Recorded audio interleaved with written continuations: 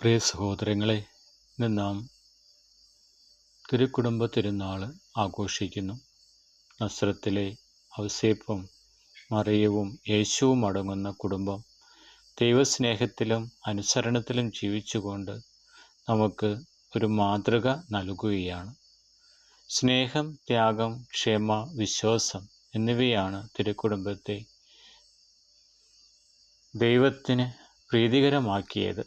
നമ്മുടെ കുടുംബങ്ങളും തിരുക്കുടുംബത്തിൻ്റെ മാതൃകയിൽ ദൈവത്തിൻ്റെ അനുഗ്രഹം നിറഞ്ഞതാകാൻ ഇന്നേ ദിനം നമുക്ക് പ്രത്യേകമായിട്ട് പ്രാർത്ഥിക്കാം. ഇന്നത്തെ സുവിശേഷം നമ്മെ കുടുംബജീവിതത്തിൻ്റെ ആഴമേറിയ അർത്ഥത്തിലേക്ക് നയിക്കുകയാണ്.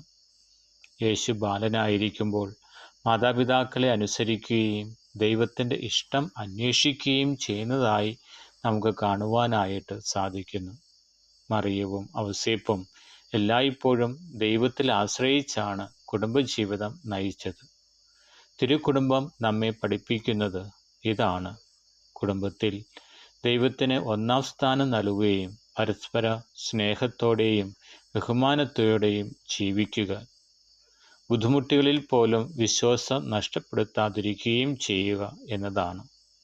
ഇന്നത്തെ ലോകത്ത് കുടുംബങ്ങൾ പലവിധ വെല്ലുവിളികൾ നേരിടുമ്പോൾ തിരുക്കുടുംബം നമ്മെ ഓർമ്മിപ്പിക്കുന്നത് ദൈവ സാന്നിധ്യമുള്ള കുടുംബമാണ് യഥാർത്ഥത്തിൽ ശക്തമായ കുടുംബമെന്ന സത്യമാണ്.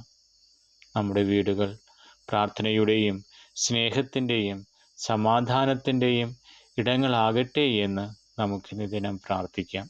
ആമേൻ.